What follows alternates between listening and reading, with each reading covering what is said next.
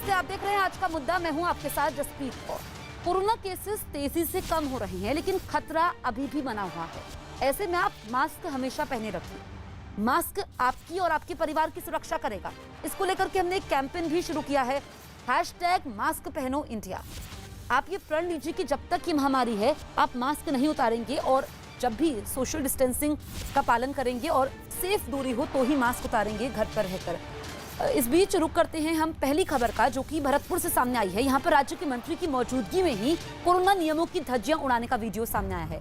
College का शिलान्यास करने आए राज्य मंत्री भजन लाल जाटव के कार्यक्रम में सैकड़ों की संख्या में लोग नजर आ रहे हैं। आरोप है कि इस बीच पुलिस के इंतजाम भी नाकाफी रहे। शिलान्यास के समय मंत्री का विरोध कर रहे लोगों ने उन्हें चारों तरफ से घेर लिया और जमकर नारेबाजी की। तो राजस्थान के भरतपुर की तस्वीरें आप देखिए। जब मंत्री ही नियम को तोड़ेंगे तो फिर आम लोग क्या करेंगे? ये वीडियो अब सामने आया है। राजस्थान के भरतपुर में राज्य के मंत्री की मौजूदगी में ही कोरोना नियमों की धज्जियां उड़ाने का वीडियो सामने आया है। कॉलेज का शिलान्यास करने आए राज्य मंत्री भजन लाल जाटव के कार्यक्रम में सैकड़ों की संख्या में लोग नजर आ रहे हैं। इस बीच पुलिस के इंतजाम भी नाकाफी रहे। शिलान्यास के समय मंत्री का विरोध कर रहे लोगों ने उन्हें चारों तरफ से घेरा और जमकर नारेबाजी की। तो देखिए, यहाँ पर सोशल डिस्टेंसिंग तो है ही नहीं, लग भी नहीं रहा है कि कोरोना जैसी कोई चीज है। देश में आफत है, हम तेजी से अब जो है कोरोना को मात देने में कामयाब हो रहे हैं, लेकिन इस तरह की तस्वीरें फिर से लॉकडाउन ना लगा दे ये इशारा करती है, क्योंकि यहाँ पर मंत्री की मौजूदगी में लोग पहुंचते हैं, विरोध तो करते हैं लोग मंत्री जी का, लेकिन नियमों को भूल जाते हैं। पुलिस की मौजूदगी में यह सब होता है और अब ये वीडियो सामने आया है।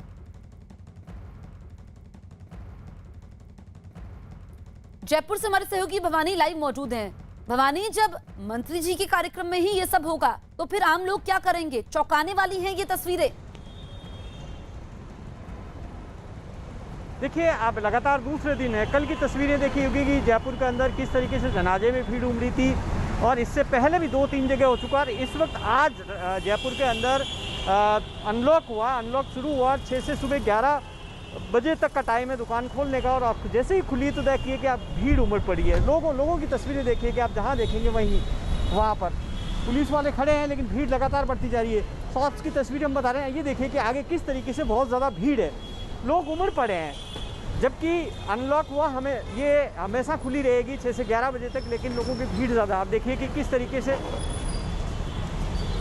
देखिए कि ये तस्वीरें हैं, तो आप इससे अंदाज़ा लगा सकते हैं। सवाल सबसे बड़ा ये है कि ये भीड़ क्यों आ रही है? ये भीड़ इसलिए आ रही है कि जब भजन लाल जाटव जैसे मिनिस्टर अगर लॉकडाउन की धज्जियां उड़ाएंगे तो जाहिर तौर पर जनता क्या करेगी, क्योंकि वो एग्जाम्पल सेट करते हैं। इस तरीके से लॉकडाउन की धज्जियां उड़ाना, इस तरीके से भीड़ इकट्ठी करना बेपरवाह होकर और कोई कायदे की पालना नहीं करना, और ये तब हो रहा है। आप देखिए कि जब ये सवाल लगातार उठा था, जब जयपुर के अंदर जब हाजी के जनाजे के अंदर भीड़ उमड़ी थी, तब सरकार ने केस दर्ज किया था। लेकिन अभी इस मामले में भजन लाल जाटव के मामले में सरकार ने कोई केस दर्ज नहीं किया, कोई कार्रवाई सरकार की ओर से अभी की नहीं जा रही है। अभी भी राजस्थान सरकार की ओर से कोई स्टेटमेंट नहीं आया न भजन लाल जाटव की ओर से कि आखिर इतनी भीड़ किस तरीके से वो लॉकडाउन की धज्जियां उड़ा रहे हैं। जी बिल्कुल भवानी, वाकई ये तस्वीरें चौंका रही हैं, लेकिन अभी भी लोगों को चेतना चाहिए कि देश आफत में है। और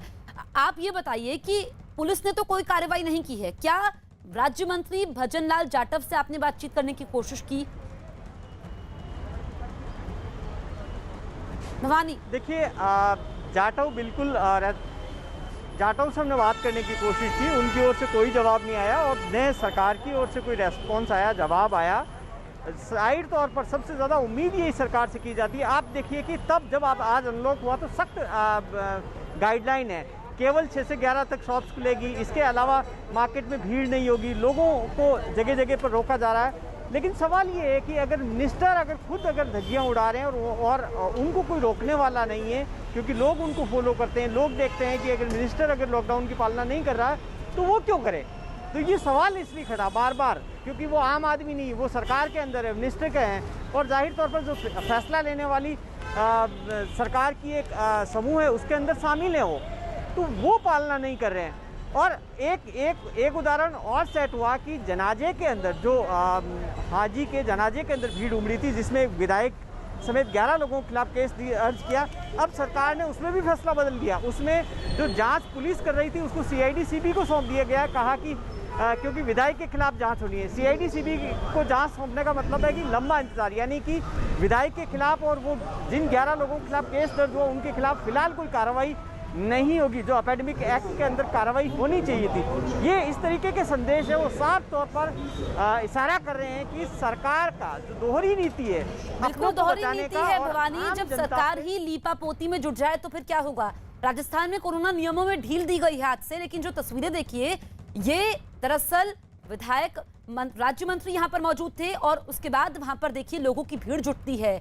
राजस्थान के भरतपुर का यह मामला है। राज्य के मंत्री की मौजूदगी में कोरोना नियमों की धज्जियां उड़ाई जाती हैं। बिल्कुल हमारे साथ इस वक्त मौजूद हैं खुद भजन लाल जाटव जी। भजन लाल जी, आप मंत्री हैं राज्य में, आप ही नियमों की धज्जियां उड़ा रहे हैं। जी जी जी, क्या कहेंगे सर आप? देखो ऐसा है, मेरा था ना तो हम लोगों ने कोई प्रचार प्रसार किया, ना हमने कोई उसका एडवर्टाइजमेंट किया, ना हमने किसको इनविटेशन दिया। दूर वगैरह आस पास के लोग आगे थे और आप करे उसमें हजार आदमी तो थे ही नहीं। सर, हजार तो शब्द का इस्तेमाल नहीं किया और जो तस्वीरें हम दिखा रहे हैं वो तो आप झुटला नहीं सकते हैं जी। जो तस्वीरें हम दिखा रहे हैं वो तो आप झुटला नहीं सकते हैं। अब एक नहीं झुटला नहीं सकते। अब हम लोग वहाँ पर शिलान्यास करने जा रहे हैं। हमने किसी को वहाँ इनविटेशन नहीं दिया, हमने किसी उच्च अधिकारी को, हमारे सिर्फ उसमें एक्शन ऐसी 2 ही आदमी थे, बाकी आदमी तो हमने किसी को बुलाया नहीं। और ये जनता से जुड़ा हुआ मामला है, क्योंकि कोरोना जैसी महामारी में बेरोजगारी फैल रही है, तो किसी तरह काम चालू हो जाए तो कम गांव के आसपास के लोगों को रोजगार मिल जाए। लेकिन सर आप मंत्री हैं ना, तो लोग तो जुटेंगे, ये जिम्मेदारी भी तो आप ही की बनती है, पुलिस की बनती है। मैं तो 3 दिन 4 दिन पहले भी गया था मैं हॉस्पिटल का निरीक्षण करने। मैं तो पूरे क्षेत्र में ऐसा तो नहीं कोई पहली बार वहाँ गया हूँ, अभी 5 दिन पहले भी गया था मैं। तो मैं तो क्या, एक हॉस्पिटल का डिस्प्यूट पड़ा है वहाँ पे, जो जमीन है हॉस्पिटल की जमीन के अलॉट के वहाँ हम लोग आगे गए, मैंने इसको हॉस्पिटल को अपने जगह अलॉट करानी है। लेकिन भजन लाल जी, क्योंकि सरकार आपकी है, आप समझिए कि कोरोना के नियमों में आज से ही ढील दी गई है, उसके बाद इस तरह की तस्वीरें आती हैं सर, और आप उसमें अगर देखे जाते हैं तो फिर जनता क्या करेगी ये भी तो समझना होगा। मैं तो पूरे कोरोना काल में हॉस्पिटलों में भी गया हूँ। सर मंत्री अगर ऐसा कहेंगे कि जनता आ जाती है तो फिर क्या होगा राज्य का? नहीं, मैं तो ये कह रहा हूँ मैडम, मैं तो कोरोना काल के अंदर कोई हॉस्पिटल मैंने नहीं छोड़ा कि मैं कोरोना के पेशेंटों से जाके नहीं मिला हूँ और वहाँ पे लोगों से नहीं गया हूँ। मेरा तो रूटीन का कार्यक्रम है, डेली के प्रोग्राम होते हैं। तो मैं तो क्या हॉस्पिटलों की व्यवस्था करनी है, वीडियो सामने आया है, इस पर सवाल इसलिए उठ रहे हैं क्योंकि अभी लॉकडाउन में ढील दी जा रही है, फिर से लोग जो है रोजगार अपना शुरू कर पाएंगे। इस बीच जो ये तस्वीरें सामने आ रही है, तो उसी के लिए तो हम लोगों को समझाने के लिए लोगों को निकले हुए हैं, हर जगह समझाते हैं लोगों को, भाई लॉकडाउन में बाहर मत निकलिए, कोरोना की गाइडलाइन का आप सब लोग नियमों का पालन कर रहे हैं, सब चीजों को हम लोग इसीलिए तो ग्रामीण, मेरा गाँव मेरी जिम्मेदारी के तहत ही तो हम लोगों को समझा रहे हैं। आज भी लोगों में ग्रामीण एरियाओं में इस चीज का है कि वो कई बार मास्क नहीं लगाते, लेकिन भजन लाल जी लोग तो आपका विरोध करने के लिए वहाँ पर जुटे थे। जो हमें जानकारी मिली है कि लोग तो आपका विरोध करने के लिए वहाँ पर जुटे थे। क्या कह रहे हो? लोग तो आपका विरोध कर रहे थे वहाँ पर। मेरा कोई विरोध नहीं कर रहा था वहाँ पे। ये देखिए सर, नारे लगा रहे हैं लोग वीडियो में। वो जो अपनी समस्याओं को बताना चाहते थे कि भाई हॉस्पिटल की जमीन किधर होनी चाहिए, किधर नहीं, उनके ग्रामीणों का मामला है, जो वहाँ के ग्रामीणों का मामला है कि भाई हॉस्पिटल की जगह इधर होनी चाहिए, इसका गेट इधर होना चाहिए, वो मामला था। तो भजन लाल जी आप मंत्री हैं, यदि 30 लाख रुपए की लागत का, 8-8 लाख रुपए की लागत का वहाँ हॉस्पिटल क्या नाम है, स्कूल बन रहा है, छात्रावास बन रहा है, तो सब ये सरकार की देन तो है, उन्हीं के लिए तो बन रहा है, ग्रामीणों के लिए। लेकिन जब आप किसी कार्यक्रम में शिलान्यास करने जाए, वहाँ पर लोगों की भीड़ इकट्ठा हो जाए और फिर कोरोना नियमों की धज्जियां उड़ाई जाए और लोग आपका विरोध करें। अरे मैडम मैं आपसे कह रहा हूँ, वहाँ कोई टेंट लगा था, कोई कुर्सी थी, एक भी कुर्सी नहीं वहाँ पे, मेरी खुद की कुर्सी नहीं लगी। आप समझो कोई वहाँ पे टेंट नहीं लगा, तो आप जब तो व्यवस्था होती तब पता लगता ना कि भाई हमने लोगों को बुलाया, जब एक सिंगल कुर्सी वहाँ पे नहीं थी। तो आप समझ सकते हैं किसका निरीक्षण करने गया था मैं, तो हॉस्पिटल का निरीक्षण करने। लाल जी और जी सर, आपने वीडियो में देखा है वहाँ पे कोई कुर्सी था नहीं? आपके काफिले में कितने लोग थे सर? मेरे काफिले में मैं अकेला था और क्या नाम है, कोई नहीं था मेरे साथ वो एक अपने पुलिस वाले थे और कोई नहीं था मेरे साथ, मैं खुद अकेला था गाड़ी में। चलिए ठीक है भजन लाल जी, आपका हमसे बातचीत, जी अपनी बात पूरी कीजिए। यदि वीडियो आपने देखी हो तो कोई व्यक्ति नहीं था मेरे साथ, चलिए मैं खुद अकेला था। ठीक है भजनलाल जी, आपका हमसे बातचीत करने के लिए बहुत बहुत शुक्रिया। तो खुद भजनलाल यादव ने हमसे बातचीत की है, माफ कीजिएगा जाटव ने हमसे बातचीत की है और ये कहा है कि अब वो अकेले थे शिलान्यास करने, वो वहां पर गए थे, कोई मंच नहीं था और इस बीच लोगों की भीड़ जुट जाती है। उनका ये कहना है कि उन्होंने नियमों की अनदेखी नहीं की है, लेकिन जो तस्वीरें हम लगातार आपको दिखा रहे हैं न्यूज़ 18 इंडिया पर, एक्सक्लूसिव तस्वीरें, यहाँ पर लोग सोशल डिस्टेंसिंग को भूल गए हैं और विरोध में ही नियमों की धज्जियां उड़ा रहे हैं।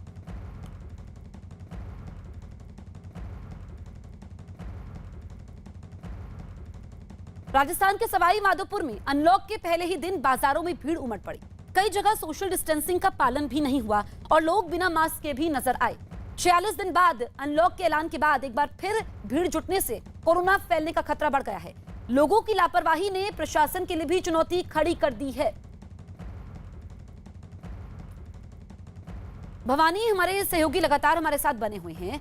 भवानी, अनलॉक के बाद भी लोगों की भीड़ उमड़ रही है और ऐसे में ये तस्वीरें इशारा कर रही हैं कि कहीं फिर से लॉकडाउन ना लग जाए। देखिए, राजस्थान में जो अनलॉक है आज से शुरू हुआ है और अनलॉक के अंदर क्योंकि काफ़ी स्ट्रिक्ट है, सरकार ने जो गाइडलाइन तय की है उसमें 6 से 11 बजे तक ही शॉप्स खुल सकती है और उसमें भी वीकेंड कर्फ्यू लागू है। तो लोगों के अंदर कहीं ना कहीं भ्रम की स्थिति है। उनको लगता है कि ये क्या स्थायी रूप से लागू होगा या फिर कुछ दिनों के लिए, क्योंकि 8 तारीख के बाद में सरकार ने कहा था कि कुछ और छूट दी जा सकती है, लेकिन कुछ भ्रम की स्थिति है। इस वजह से भीड़ ज़्यादा इकट्ठे हो रही है। जयपुर में हम सोडाला में खड़े हैं और ये तस्वीर देखिए कि यहाँ सब जगह हैं। यहाँ जयपुर में देख लीजिए कि तस्वीर किस तरीके से लोग एक शॉप पर कितने लोग एक साथ खड़े हैं और सोशल डिस्टेंसिंग नहीं है, जो गाइडलाइन की पालना होनी चाहिए वो नहीं है। सब जगह का नज़ारा लगभग यही है कि लोग, राशन की दुकानें हमेशा खुलेगी, 6 से 11 हमेशा खुलेगी, उसके बावजूद लोगों में ये भ्रम की स्थिति है कि नहीं क्यों ना सामान अभी खरीद लिया जाए। मार्केट के अंदर भीड़ बढ़ रही है, ट्रैफिक बढ़ रहा है। एक ट्रैफिक की तस्वीर बताऊंगा आपको, देखिए कि किस तरीके से जैसे ही मार्केट आज ओपन हुआ उसके बाद में भीड़ बढ़ने लग गई। इक्का दुक्का गाड़ियाँ नज़र आती थी, अब ट्रैफिक बहुत तेज़ी से आज ज़्यादा बढ़ा और अभी इस वक्त थोड़ी देर बाद में मार्केट बंद हो जाना चाहिए, लेकिन अभी ऐसा लग रहा है कि जिस तरीके की भीड़ है हो सकता हो कि पुलिस को कुछ सख्ती करनी पड़े कि वापस शॉप्स बंद कराने के लिए, क्योंकि 11 बजे तक सबको टाइम दिया गया, यानी कि 11:30 आधे घंटे पहले बंद करने के लिए कहा गया, लेकिन 11 बजे बाद में भी हो सकता हो कि सख्ती करनी पड़े। जी ठीक है भवानी, आप हमारे साथ बने रहिए। तो जो तस्वीरें हम दिखा रहे हैं वो चेतावनी भी दे रही है। इस बीच मध्य प्रदेश के दतिया में कोरोना कर्फ्यू में मिली राहत के बाद बाजारों में लोगों की भीड़ उमड़ पड़ी। इस बीच लोग कोरोना नियमों की धज्जियां उड़ाते नजर आए। एक बैंक के बाहर मौजूद लोग एक दूसरे के बेहद करीब खड़े दिखाई दिए। बैंक के कर्मचारियों ने लोगों से 2 गज की दूरी बनाए रखने की अपील की, लेकिन इस अपील का लोगों पर कोई असर नहीं हुआ और वो एक दूसरे के बेहद करीब खड़े रहे। तो एमपी के दतिया की तस्वीरें हम आपको दिखा रहे हैं। यहाँ पर लोग कोरोना नियमों को ही भूल गए। दरअसल कोरोना कर्फ्यू में मिली राहत के बाद बाजारों में लोगों की भीड़ उमड़ी। इस बीच लोग नियमों को भूल गए और एक बैंक के बाहर मौजूद लोग एक दूसरे के बेहद करीब खड़े दिखाई दिए। बैंक के कर्मचारियों ने लोगों से 2 गज की दूरी बनाए रखने की अपील की, लेकिन इस अपील का लोगों पर असर नहीं हुआ। ये तस्वीरें चेता रही हैं कि लोगों को अपनी जिम्मेदारी समझनी होगी। हमारे सहयोगी मनोज हमारे साथ बने हुए हैं। मनोज, ये जो तस्वीरें सामने आई है, लोगों को ये समझना होगा कि कोरोना केसेस कम हुए हैं, लेकिन कोरोना अभी भी है, जिम्मेदारी लोगों की बनती है। वाकई अब सबसे ज़्यादा जिम्मेदारी दरअसल लोगों की ही बनती है, क्योंकि सरकार की तरफ से अब जो आंकड़े आ रहे हैं तो सरकार तो कह रही है कि 2% से कम कोरोना की जो पॉजिटिविटी रेट है वो 2% से कम है और लगभग पूरे मध्य प्रदेश में जो अनलॉक की जो प्रक्रिया है वो शुरू हो चुकी है। लेकिन उसमें सरकार बार बार इस बात को कह रही है कि आप ध्यान रखिए, आप 2 गज की दूरी बना के रखिए, आपकी सुरक्षा आपके हाथ में है। इस समय मैं आपको नज़ारा दिखाऊंगा।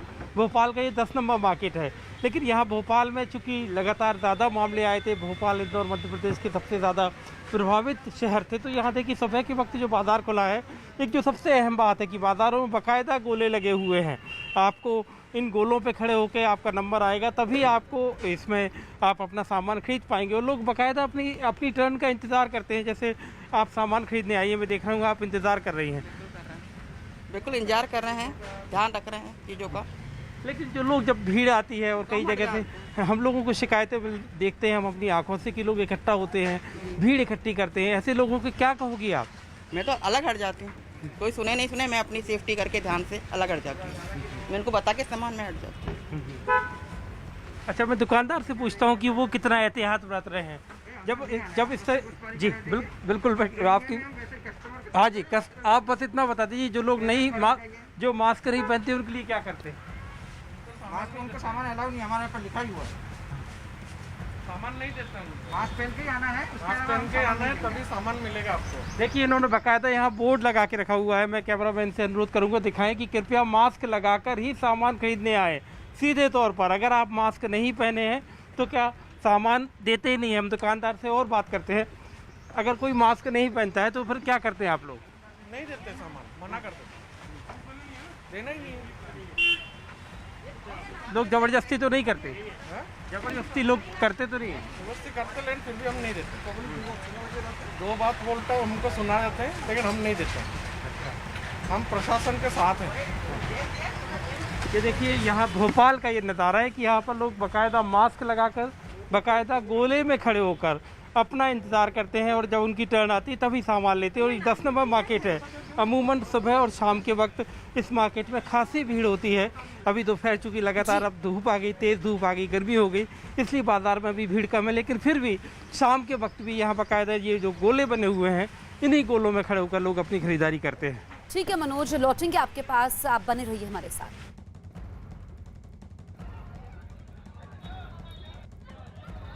चलिए, अभिषेक भी हमारे साथ मुंबई से जुड़ गए हैं। अभिषेक, मुंबई का क्या हाल है?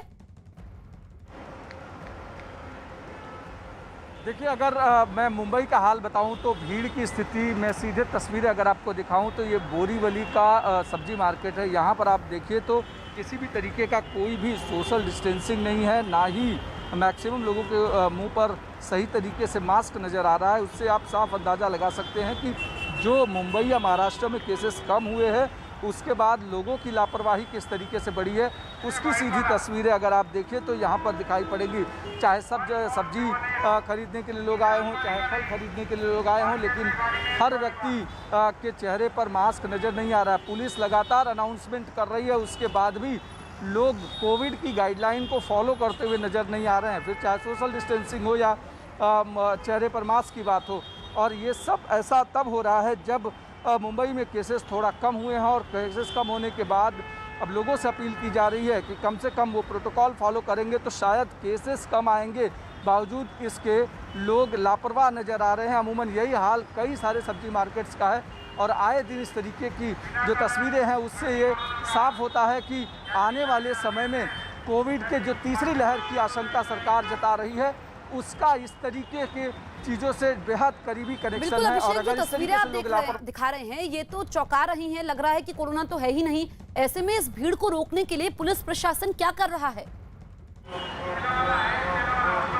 देखिए, पुलिस की बात करें तो आपको सीधी तस्वीर अगर आपको दिखाऊं तो यहाँ पर इस मार्केट में पुलिस की गाड़ी है, वहाँ पर अनाउंसमेंट भी हो रहा है। बावजूद इसके लोग कोविड का जो प्रोटोकॉल है वो फॉलो करते हुए नज़र नहीं आ रहे हैं। पुलिस की तस्वीर आप देखिए कि पुलिस की गाड़ी वहाँ पर है, और उसके बगल में जो सोशल डिस्टेंसिंग दिखनी चाहिए वो आपको नज़र नहीं आ रही है। और लोग चेहरे पर मास्क लगाए बिना ही इस तरीके की मार्केट में टहल रहे हैं, जबकि पुलिस लगातार अनाउंसमेंट कर रही है सोशल डिस्टेंसिंग का पालन करें और मास्क लगाएं। बावजूद इसके कई लोगों के चेहरे पर मास्क नज़र नहीं आ रहे हैं, या जिन्होंने मास्क लगाया भी है वो प्रॉपर तरीके से जो प्रोटोकॉल होता है मास्क लगाने का उसको फॉलो नहीं कर रहे हैं, जिससे कोविड के संक्रमण का खतरा फिर से एक बार मुंबई में आने वाले समय में इस तरीके की लापरवाही से मंडरा सकता है। ठीक है अभिषेक, बने रहिए, लौटेंगे आपके पास। दरअसल मध्य प्रदेश के शाजापुर में एक सरकारी केंद्र पर फसलों के लिए बीज लेने पहुंचे किसानों ने कोरोना नियमों की जरा भी परवाह नहीं की। सरकारी केंद्र से बीज खरीदने पर किसानों को सब्सिडी दी जाती है, इसलिए कोरोना कर्फ्यू में ढील मिलते ही सैकड़ों की तादाद में लोग वहां पहुंचे। लेकिन लाइन में एक आदमी ने बीच में घुसने की कोशिश की, जिस पर वहां धक्का मुक्की शुरू हो गई। कुछ लोग गेट फांद कर अंदर पहुंचे, कुछ वहां लगी कंटीली तारों के नीचे से होकर आए। बेकाबू भीड़ को समझाने के लिए पुलिस भी वहां पहुंच गई। इस बीच गेट के बाहर खड़े कुछ लोगों ने प्रशासन पर किसानों की अनदेखी का आरोप भी लगाया। सोयाबीन लेना आया, दो कट्टी दे ना भी तो कहीं 2 बीघा की जमीन बवा खाली। और अभी भी काम कुछ भी नहीं चल रहा है, पानी की व्यवस्था भी नहीं है और 2-4-5 लोगों को अंदर लिया और फ़ोन से उनको कांटेक्ट करके अपने अपने वालों को दे रहे हैं। 60 किलो ये सोयाबीन दे रहे हैं एक डायरी पे, तो 60 किलो किस हिसाब से बोएंगे? इसमें 25 बीघा में 60 किलो कहाँ पे बोएंगे, किस हिसाब से बोएंगे? ये इसका जवाब चाहिए हमें। मनोज, लोगों को ये समझना होगा कि कोई भी सरकारी प्रशासन कुछ नहीं कर पाएगा जब तक लोग अपनी जिम्मेदारी को खुद नहीं समझेंगे। वाकई, क्योंकि जो जिस तरह की ये किसानों की बात आई, तो किसानों को हालांकि सामने अब जो खरीफ की फसलें हैं, खरीफ के लिए बुआई करनी है, उनको सोयाबीन का अपना बीज खरीदना है। खरीफ की जो भी, चाहे धान हो चाहे सोयाबीन हो, तो उस बात की मारामारी है। लेकिन सबसे अहम बात यह है कि कोरोना है, अगर मतलब जान है तो जहान है, ये लगातार ये बात कही जाती है।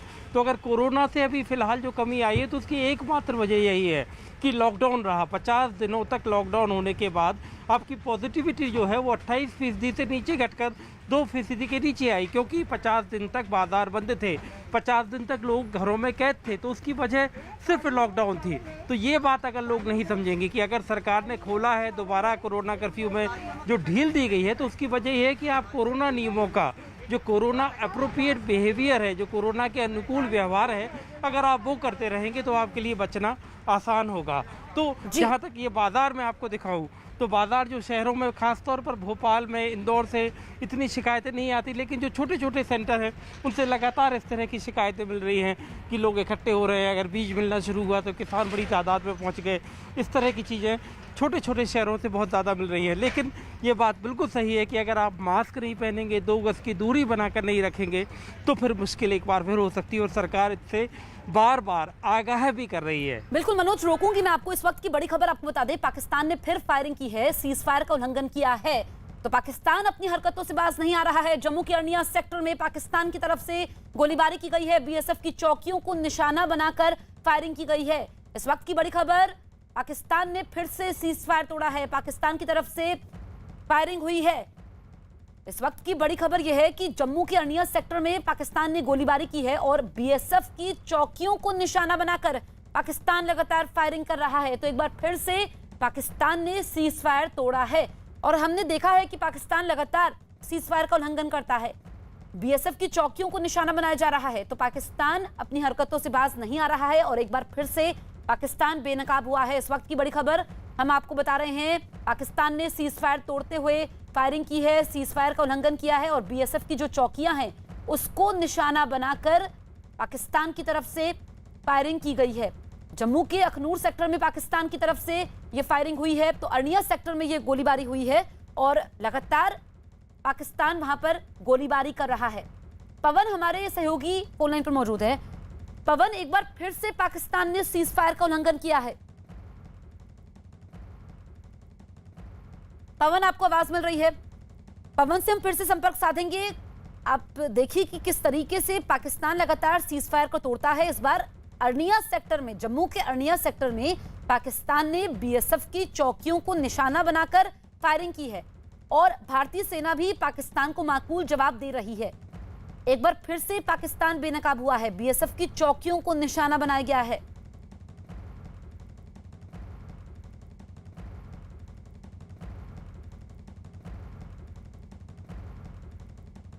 यूपी के कानपुर में कोरोना के एक्टिव केस 600 से कम होने पर शहर को अनलॉक कर दिया गया, लेकिन बाजार खुलते ही लोगों की भीड़ उमड़ रही है। इस बीच लोग बिना मास्क के भी घूम रहे हैं। कुछ जगह पुलिसकर्मी भी कोरोना नियमों की अनदेखी करते नजर आए और बिना मास्क के ही ड्यूटी करते दिखे। कानपुर में कोरोना संक्रमण की रफ्तार थमी तो शहर को अनलॉक कर दिया गया। तमाम औद्योगिक गतिविधियां शुरू हो गईं, दुकानें खोली जाने लगी, बाजार खोले जाने लगे। इसी बीच लोग बेपरवाह हो गए और लोग झुंडों में बाहर निकलने लगे।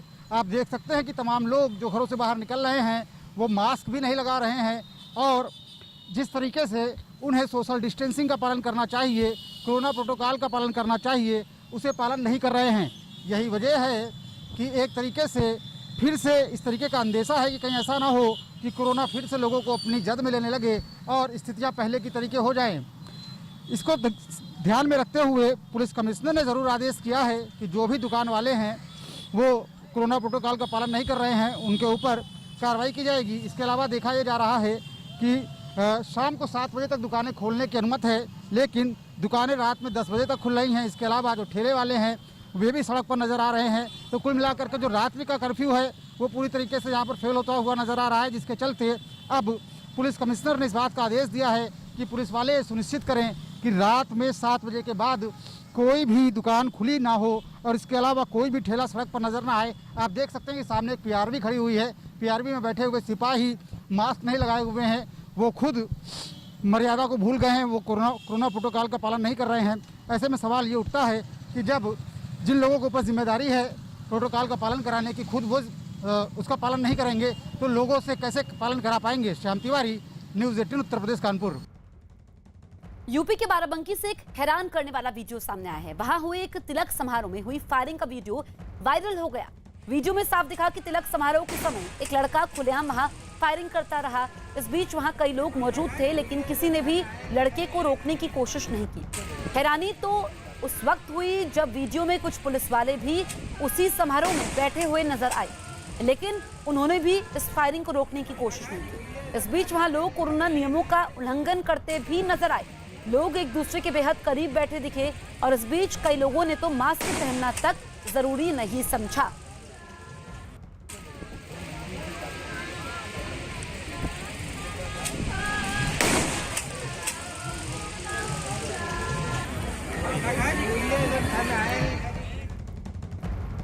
कोरोना को फैलने से रोकने के लिए लोगों से मास्क लगाने की अपील की जा रही है। घर से बिना मास्क बाहर निकलने पर भी रोक है, जुर्माना तक लगाया जा रहा है, लेकिन इसके बाद भी लोग मास्क लगाने को तैयार नहीं हैं। उत्तराखंड के अल्मोड़ा से ऐसा ही एक वीडियो सामने आया, जिसमें एक पुलिस वाले ने जब एक आदमी को मास्क लगाने के लिए कहा तो वो उससे भिड़ गया। दोनों के बीच खूब बहस हुई, मामला हाथापाई तक पहुंच गया। पुलिस वाले उसे गाड़ी में बैठाकर थाने ले जाने की कोशिश करने लगे, जिसका उस आदमी ने जमकर विरोध किया। इस बीच वहां लोगों की भीड़ जमा हो गई। लोगों ने पुलिस पर मारपीट और गाली गलौज करने का आरोप लगाया। तो उत्तराखंड के अल्मोड़ा की तस्वीरें आप देखिए। यहाँ पर एक शख्स जिसने मास्क नहीं लगाया था और पुलिस जब उसे मास्क लगाने के लिए कहती है तो नौबत हाथापाई तक पहुंच जाती है। आप देखिए कि एक तो मास्क नहीं लगाया, ऊपर से गुंडागर्दी। देश में कोरोना को लेकर इस समय जब हाहाकार मचा हुआ है, तब वहीं यूपी के बस्ती से हैरान करने वाली खबर सामने आई है। आरोप है कि बस्ती में स्वास्थ्य विभाग के कर्मचारी कोरोना जांच का अपना टारगेट पूरा करने के लिए बिना जांच किए ही किट को तोड़कर रख रहे हैं, जिससे यह साबित किया जा सके कि उनका टारगेट पूरा हुआ। कोरोना जांच किट की बर्बादी का वीडियो भी सामने आया, जिसमें दिखा कि बिना जांच किए ही किस तरह से स्वास्थ्य विभाग के कर्मचारी कोरोना जांच किट को तोड़कर रख रहे हैं, ताकि वो ये दिखा सके कि उन्होंने गांव के लोगों की कोरोना जांच पूरी कर ली है। इस धोखेबाजी के लिए आरोपी कर्मचारी फर्जी दस्तावेज भी पेश कर रहे हैं। प्रशासन की तरफ से गांव के लोगों की जांच के लिए स्वास्थ्य विभाग की टीम को भेजा गया, लेकिन अपना टारगेट पूरा करने के लिए आरोपी कर्मचारी एक जगह बैठ गए और वहीं कोरोना किट को तोड़कर जांच पूरी होने का फर्जीवाड़ा करते रहे। इस बीच वहां मौजूद एक आदमी ने इस घटना का वीडियो बनाया, जिसके वायरल होने के बाद प्रशासन तक इसकी खबर पहुंची। इसके बाद डीएम ने आरोपी कर्मचारियों के खिलाफ केस दर्ज करने का आदेश दिया। क्या कुछ है मामला और क्या कुछ कर रहा है? वो वीडियो हम लोगों ने अभी देखा है, उसकी जांच करके सख्त से सख्त कार्रवाई करी जाएगी। 100 से ज़्यादा ऐसे घर हैं जिन्होंने लिखा था कि ये घर बिकाऊ है। रात को 11-12 बजे तक घूमते गलियों में, बहुत ज़्यादा परेशान करते हैं। यूपी के अलीगढ़ में 100 से ज्यादा परिवारों ने एक समुदाय के लोगों पर मारपीट का आरोप लगाते हुए घर छोड़ने के लिए मजबूर होने का दावा किया है। मामला टप्पल इलाके के नूरपुर गांव का है, जहां रहने वाले एक समुदाय के लोगों ने आरोप लगाया कि एक समुदाय की तरफ से उन्हें लगातार परेशान किया जाता है। इनका आरोप है कि उन्हें बारात निकालने से रोका जाता है, उनके साथ मारपीट होती है। इसी से परेशान होकर इन लोगों ने अपने घर के दरवाजे पर लिख दिया कि मकान बिकाऊ है। तो लंबे समय तक इनको परेशान करने का आरोप है। अब जब मामला मीडिया में आया, वीडियो वायरल हुआ, उसके बाद पुलिस ने केस दर्ज किया है। 11 लोगों के खिलाफ पुलिस ने केस दर्ज किया है और गांव में इस वक्त पुलिस की टीम भी मौजूद है। दरअसल पूरा विवाद बारात को रोकने को लेकर के हुआ। 26 मई को वहां पर बारात रोकी गई थी, ये लोगों ने आरोप लगाया। क्यों, क्या कहते हैं लोग? झगड़ा करते हैं, शीशा फोड़ देगा ना के डीजे के। कब की बात है ये शीशा फोड़ने की? 26 तारीख। यहाँ से जाना चाहती हैं? जो न रहने तो चले ही जाएंगे। अच्छा, इसीलिए आप देखना चाहती हैं मकान को? हाँ। 26 मई को गांव के एक दलित परिवार में बेटी की शादी थी। नूरपुर गांव में बारात आई हुई थी।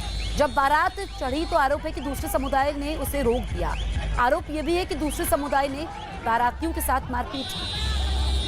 मकानों की दीवारों पर लिखे इश्तिहारों की तस्वीरें वायरल होने के बाद पुलिस प्रशासन में हड़कंप मचा। पीड़ितों की शिकायत पर दूसरे समुदाय के 11 लोगों के खिलाफ मामला दर्ज किया गया। हालांकि दूसरे पक्ष ने भी मामले में अपनी तहरीर दी है। नूरपुर की घटना के संबंध में मेरे द्वारा, एसडीएम खैर के द्वारा और प्रभारी निरीक्षक टप्पल के द्वारा गांव का भ्रमण कर लिया गया है। इस तरह की अब वहां पे कोई बात नहीं है। 26 तारीख की घटना के संबंध में अभियोग पंजीकृत कर दिया गया है। आवश्यक वैधानिक कार्रवाई की जा रही है। दोषियों के विरुद्ध कड़ी कार्रवाई की जाएगी। इश्तिहारों की तस्वीरें वायरल होने के बाद नूरपुर गांव में नेता भी पहुंचने लगे हैं। इलाके के नेता नूरपुर गांव में पहुंचकर पंचायतें कर रहे हैं। इन पंचायतों में गांव के लोग अपनी अपनी बात रख रहे हैं। इस मामले की जानकारी होने पर बीजेपी का एक प्रतिनिधिमंडल गांव पहुंचा। लोगों से मिलकर उन्हें सुरक्षा का भरोसा दिया। जो समाज में विघटन डालने का काम किया है, ऐसे गुंडे के खिलाफ सख्त से सख्त कार्रवाई की जाएगी। मैं आपको नूरपुर के लोगों को विश्वास दिलाता हूं। कोई भी बख्शा नहीं दिया जाएगा, कोई भी बख्शा नहीं दिया जाएगा। जो नाम ओम प्रकाश भाई साहब के द्वारा दिए गए हैं, उन पर कठोर कार्रवाई होगी और जीवन में दोबारा नूरपुर में ऐसी घटना न हो, ऐसी सख्त कार्रवाई होगी। मैं आपको विश्वास दिलाता हूं। मैं इतना कहना चाहता हूं कि ये आपस में कभी कभी झगड़ा हो जाता है, इसको वो ख़त्म हो गया, कल कंप्रोमाइज़ हो गया। अब तो ये सिर्फ आग में घी डालने का काम करने गई हैं और इनका मकसद सिर्फ इतना है कि जनता का ध्यान, जो ये शराब से जो मौतें हो रही हैं, इस पर ध्यान हटाने का इनका मकसद है। वहाँ पर जाना नूरपुर, इसके अलावा कोई नहीं है। अमित हमारे सहयोगी लाइव मौजूद है। अमित, दोनों पक्ष एक दूसरे पर आरोप लगा रहे हैं और इस पर तो अब सियासत भी होने लगी है। जी हाँ, बिल्कुल जसप्रीत, दोनों पक्ष एक ही गांव में, नूरपुर गांव में दोनों पक्ष एक साथ रहते हैं। सबका मकान एक ही गांव में है। नूरपुर गांव में करीब 750 की आबादी है। एक समुदाय के लोगों का आरोप है कि उनका जो बारात आना था उनके घर पे 26 मई को, उस बारात को नहीं आने दिया गया। दूसरे समुदाय के लोगों ने रोक दिया था, कहा कि उस इलाके से बारात नहीं निकलेगी। तब वहीं तो दूसरे समुदाय के लोगों का आरोप है कि ये जो आरोप उन पे लगाए जा रहे हैं वो बिल्कुल बेबुनियाद है, झूठे आरोप है। फिलहाल पुलिस ने इस पूरे मसले पर मुकदमा दर्ज कर लिया है और पुलिस का कहना है कि जल्द से जल्द सभी आरोपियों को गिरफ्तार कर लिया जाएगा। 11 आरोपियों के खिलाफ पुलिस ने इस पूरे मसले पर नामजद आरोपी बनाया है और इस घटना के बाद से लगातार नेता जो है नूरपुर गांव पहुंच रहे हैं। बीजेपी का एक प्रतिनिधिमंडल जो है वो नूरपुर गांव पहुंचा, वो जाकर लोगों से बातचीत किया। लेकिन मैं यहाँ पर तस्वीरें आपको दिखाऊं तो देखिए जसप्रीत, यहाँ पर ये जितने भी तकरीबन 125 घर हैं जो कि एक समुदाय के लोगों के घर हैं, उन सभी घरों के बाहर पहले लिख दिया गया था कि ये घर बिकाऊ है। लेकिन जैसे उसके बाद पुलिस प्रशासन यहाँ पर पहुंची, लोगों से बातचीत की, लोगों को समझाया कि हम कार्रवाई करेंगे और उसके बाद जो है इनके घरों के आगे से वो उससे पेंट कर दिया गया, उसे हटा दिया गया। एक और तस्वीर जसप्रीत मैं आपको दिखाता हूँ। देखिए किस तरीके से पुलिस बल यहाँ पर लगातार तैनात है, यहाँ पर मुस्तैद है, क्योंकि जिस तरीके से दो समुदायों में तनाव का मामला सामने आया है, उसके बाद से उसके बाद से जो है यहाँ पर आप तस्वीरों में देख सकते हैं कि किस तरीके से यहाँ पर पुलिस बल तैनात है। लोग जो हैं अब जो है वो केवल यही मांग कर रहे हैं एक समुदाय के कि जो आरोपी हैं उन्हें का जल्द से जल्द गिरफ्तारी होनी चाहिए। ठीक है अमित, लौटेंगे आपके पास। दरअसल मकान बिकाऊ है का विज्ञापन वायरल होने के बाद प्रशासन से लेकर हर कोई अलर्ट हो गया। प्रशासन के समझाने और भरोसा देने के बाद गाँव के कुछ लोगों ने दीवारों पर लिखा मकान बिकाऊ है मिटा दिया। तो दो तस्वीरें आपके सामने हैं। देखिए पहले लिखा था मकान बिकाऊ है, जो ये एक पक्ष है इसका आरोप है कि ये लोग इतने परेशान हो चुके हैं कि अब यहाँ से पलायन करना चाहते हैं। और जैसे ही ये वीडियो वायरल होता है इसके बाद पुलिस वहां पर पहुंचती है, 11 लोगों के खिलाफ केस दर्ज होता है। तो लोगों ने अब ये जो विज्ञापन यहाँ पर दीवार में लिखे गए थे मकान बिकाऊ है, इसको देखिए किस तरीके से पेंट कर दिया गया है, मिटा दिया गया है। और अब लोगों का कहना है कि वो पुलिस कार्रवाई से संतुष्ट हैं। हालांकि दूसरा पक्ष अब इन आरोपों से इंकार कर रहा है।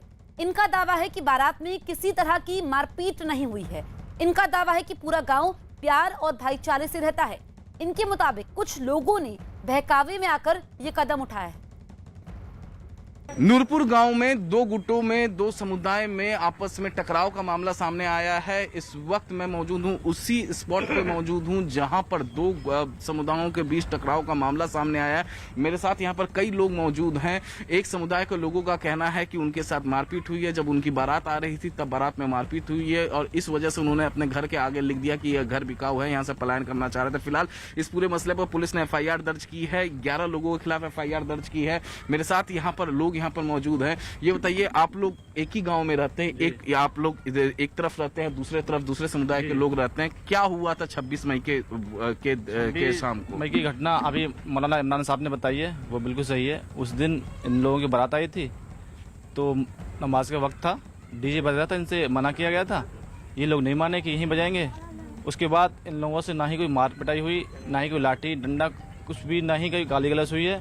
ये लोग चले गए हैं। उसके बाद इनके साथ में कुछ उपद्रवी लोग मिल गए हैं और उन्होंने इनको भड़काया और जो इन्होंने घर के आगे लिख दिया कि ये घर बिकाऊ है, पलायन करना चाह रहे थे। ये उपद्रवी लोग जो हैं उन्होंने इनको बहकाया कि आप ये घर बिकाऊ और हमको यहाँ से पलायन करने की नौबत आ रही है, ये सब आप लिखिए ताकि ये मामला हाईलाइट हो मीडिया में और यहाँ नेता नगरी हो जाए।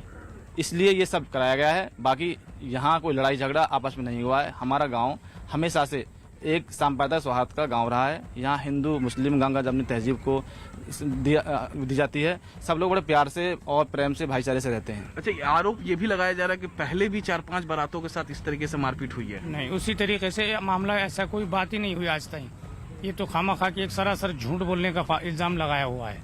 ऐसा कोई मामला नहीं हुआ आज तक मामला नहीं हुआ। ये बताइए, पुलिस इस पूरे मामले में FIR दर्ज की है, 11 लोगों के खिलाफ FIR दर्ज हुई है। पुलिस कह रही है कि वो लगातार रेड कर रही है गिरफ्तार करने के लिए।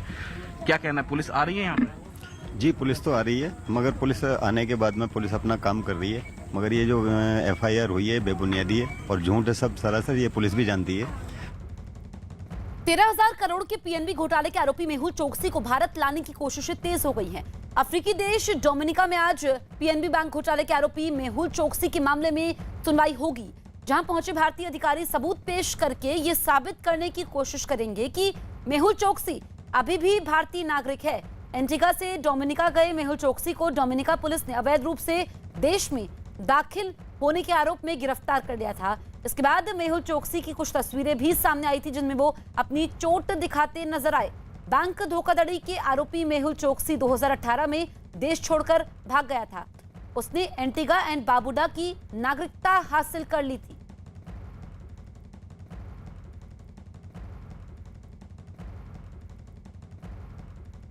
डोमिनिका चाहे तो वो उसको any time extradite deport India को कर सकती है। इसके लिए कोई बाधा नहीं है उनके लिए। एंटीगा से लाने के लिए, क्योंकि वो एंटीगन सिटीज़न है, तो आपको फिर एक्स्ट्रेडिशन प्रोसेस के थ्रू ही आप ला सकते हैं। तो कोर्ट्स में आपको फाइट करना पड़ेगा। बट जब वो अब उसका कहना है कि मेरे को किडनैप करके वहाँ ले जाया गया, तो फिर that may have a different angle to the whole story ना। मेहुल चोकसी से जुड़ी एक बड़ी खबर यह है कि डोमिनिका के अखबार एसोसिएट्स टाइम्स के हवाले से खबर है कि मेहुल चोकसी के बड़े भाई चेतन चिनूभाई चोकसी ने डोमिनिका में विपक्षी पार्टी के नेता लेनॉक्स लिंटन से 2 घंटे के लिए मुलाकात की थी। इस रिपोर्ट में दावा किया गया कि चिनूभाई ने लेनॉक्स लिंटन को मामले को दबाने के बदले चुनावी चंदे का वादा किया। रिपोर्ट में दावा किया गया कि चेतन ने लिंटन को $2 लाख टोकन मनी भी दी। भारतीय रुपयों में यह रकम 1.5 करोड़ के करीब है। इतना ही नहीं, चोकसी के भाई ने विपक्षी सांसद को भविष्य में और पैसे देने का वादा किया।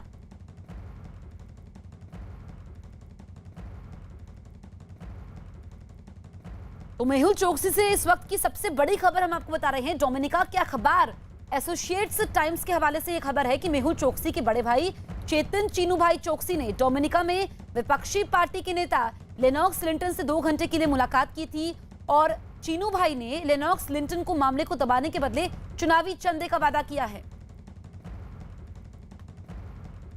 It was the Prime Minister of Antigua who said that these Indian officials who have come in recent days will be presenting evidence or providing evidence to the government team here that Mr. Choksi is a fugitive from justice.